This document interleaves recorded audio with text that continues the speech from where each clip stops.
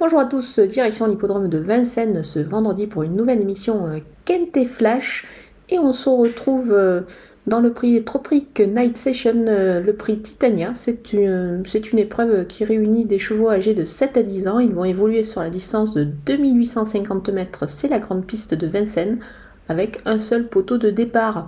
Cette épreuve est assez bien fournie, on peut s'appuyer d'ores et déjà sur des chevaux quand même d'une certaine qualité et on va les prendre en base pour certains, mais on va voir tout ça évidemment avec mon analyse.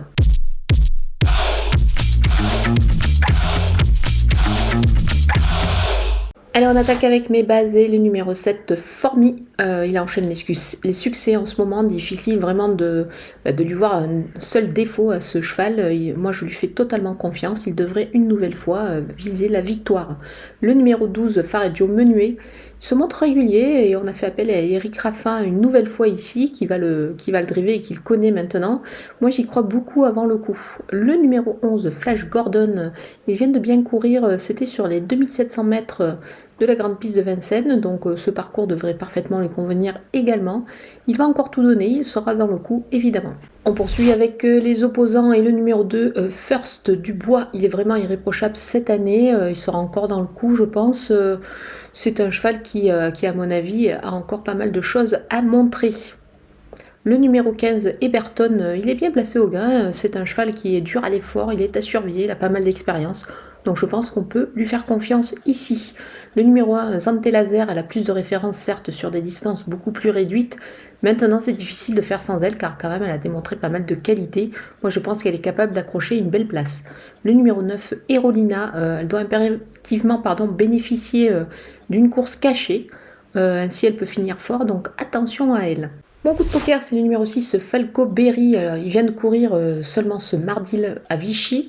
Il n'a pas été très performant, il s'est montré fautif et a du coup terminé quand même assez loin. Mais c'est un cheval qui a démontré pas mal de moyens. Et puis surtout, il revient sur un parcours corde à gauche, corde à droite, ça lui plaît vraiment pas du tout. C'est pour cette raison que moi, je vais le reprendre en grande confiance.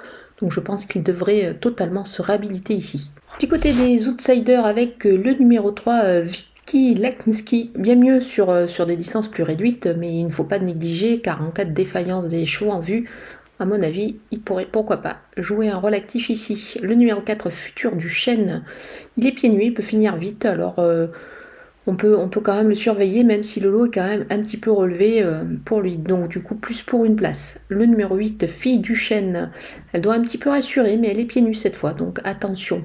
Le numéro 13, Diego du Houlet, il ne démérite pas et l'engagement est bon, mais quand même on va quand même le voir plutôt en bout de piste dans cette épreuve. On termine avec les délaissés et le numéro 5, Fable du Plessis. Son entraîneur n'est pas convaincu qu'elle puisse conclure cette fois dans le coup, donc on va quand même attendre un coup avec elle. Le numéro 14, Dolce Deban, l'engagement est bon, mais elle doit rassurer quand même ici. Le numéro 10, Evita Madric, elle a un engagement dans 15 jours, donc on va patienter et la regarder courir dans cette épreuve. Voilà, on a passé en revue tous les partants de ce Quintet Plus de Vincennes. Je vais vous laisser avec ma sélection et mes conseils de jeu.